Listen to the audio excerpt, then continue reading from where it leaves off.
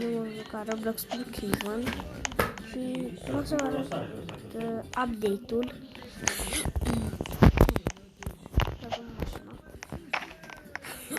Puteți scrie aici ce vreți, puteți scrie ce vreți. Hai să scriem aici 1 miliard, 1, 2, 3, 4, 5, 6, 7, 8, 9, 10, 11, 12, 13. Nu, deci nu vreau chestia asta.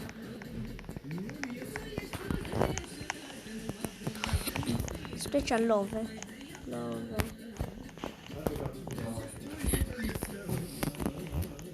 Cred că sunt bolnavior, pentru că maximul este 55. Dacă pun...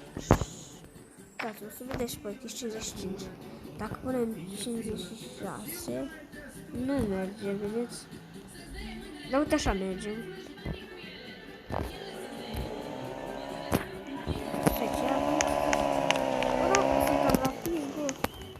Cred că s-a băgat update-ul. Ia.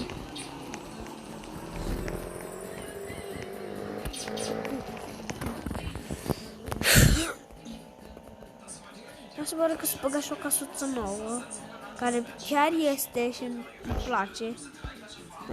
Asta e? Nu știu. Asta e, îmi amintesc, parcă așa arăta. Nu cred, nu știu, habar nu am, dar ia ultimul stagiu. Stați, și bloc nou, stați să mă duc la bloc. Stai, bloc.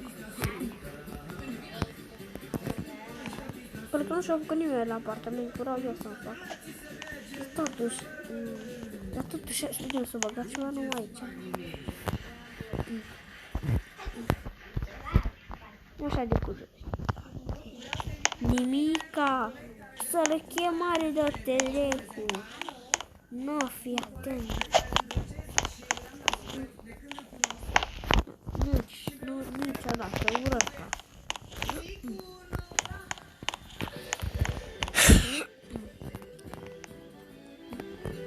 Și casa nu spanează mașina oficial, mutra. Love, așa. Nu pot să ne spără love. Pizza,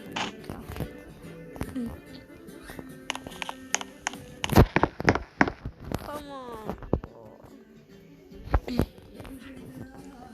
Revenim noi imediat, fără mașinuță. Deci doar trebuia să ieșiți. Nu este greu deloc, nu? Unii dintre voi cred că spun, nu este greu, dar nu este deloc greu. Hai mă, și-o făcut cineva apartament. Nu. Ia-o la fugă rapid. Rapid trebuie să o fug. Deci e apartamentul nou. Uitați-l.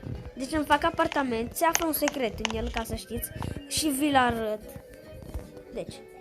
Stai să-mi chidu și poate vine niște boschetari. Deci, sunteți aici. Vă duceți pe aici. Vă duceți... unde era? Da, aici. Și intrați în oglindă. Secret. Aici și safe-ul. Și numai aici safe-ul. Numai aici safe-ul, tată. Oglindă, intri în ea, secret nou. Deci sper că vedeți acest videoclip și să dați un like și noi ne auzim data viitoare. Pa! Vreți să vezi un secret? Uite. Opa, asta. Pa!